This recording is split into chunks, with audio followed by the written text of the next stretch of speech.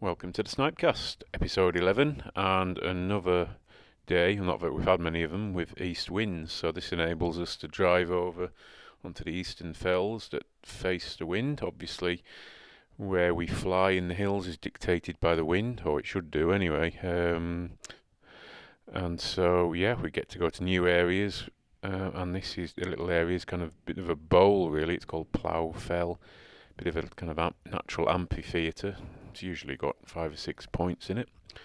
But we got a point fairly quickly, and the Tearsel, true to form, as he does every 2 or 3 weeks, chooses to take his mountain spa literally right next to the point. He's quite particular about his baths and where he takes them. It's got to be a nice mountain stream of the right purity, pH and conductivity levels of the water. The day's got to be nice with a blue sky, and the point has got to be in a superb place just to add to the impact and stress levels in his handler. So he took his point, and then, well, the only positive about this is normally, instead of sunning himself on a rock, he chooses to wait on again immediately and basically dries in the sky. So this was literally about 90 seconds after coming out of the stream. He starts waiting on. Very bizarre behaviour, but then again he was slightly cooked in the incubator as an ayah, so I put this strange behaviour down to his brain being scrambled by me not setting the incubator properly. Anyway, very obliging snipe that sat through all this nonsense, and then he went up kind of okay. Had to wait for him dropping downwind a couple of times. This is awful when you've got a point with grouse or snipe and you're heading the point and the bird is downwind. All you could do is stand there and grimace. But anyway, we got a decent enough flush, and there was a loud whump at the end of this, which I didn't see at the time, but I thought he'd knocked it down. But actually it was a snipe doing its power dump and manoeuvre into the reeds, which caused the contact. Let the dog work the snipe out. Not really, because I want to really catch the snipe, to be honest, with the hawk waiting on not very high. I just like to let the dog work and work out, put in birds, just for the dog work, if anything else. And she found this one and she flushed it, and he tail chased it off down this stream bed, and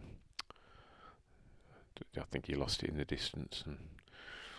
And that was that on this flight. She found another point again fairly quickly, and he kind of remounted to a decent-ish pitch. Well, 250 feet, pretty poor really, but it's as good as we're going to get. And this one he just clean missed. It never fails to amaze me the moves a snipe can pull. This one just did a handbrake turn, and that was that.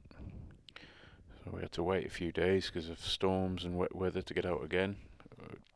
Got out today in nice conditions, and we were right slap bang in the middle of the wild turtle's territory, so I would be prepared to put a fair wager on him coming in to join us, but he didn't, which was good really. Nice point to start with, although this snipe took quite a bit of pinning down. Dog eventually finds it. We haven't flown in a cast with the wild teasel for probably about 10 days now, and it's starting to show its benefits, if you like. The teasel's starting to pick up some of his old form, flying in a kind of self-reliant, honest way. Flew quite well today.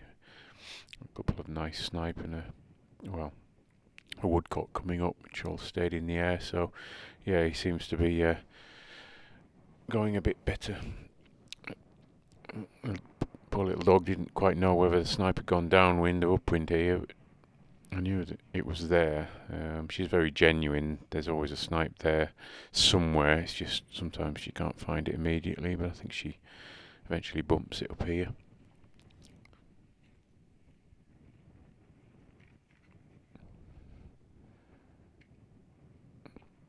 As usual, it always just goes over the contours and you miss the actual end of the flight, but very honest snipe that. He chased it off into the distance but didn't catch it. Then came back, and so we moved on looking for another point, and it's probably just around at this point where he decides to have his in-flight bath. This is him just coming out of the stream,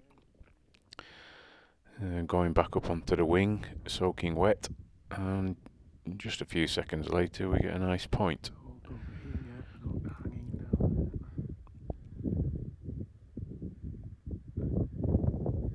Can't go near that point until the hole comes over and at least half covers it.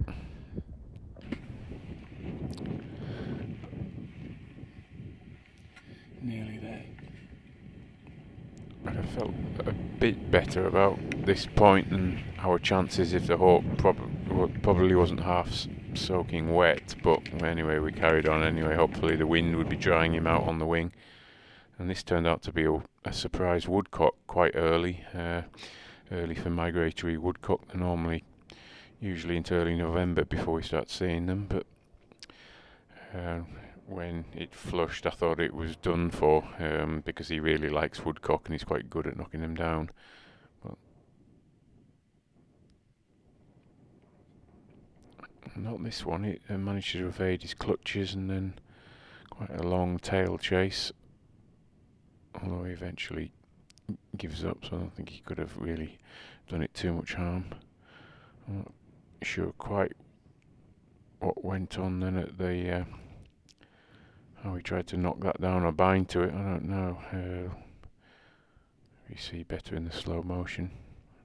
But anyway, no bad thing that he didn't catch it. It'll be there for another day. They seem to be quite faithful to the little hangouts of woodcock, so no doubt we'll hopefully get another flight at it later on in the season.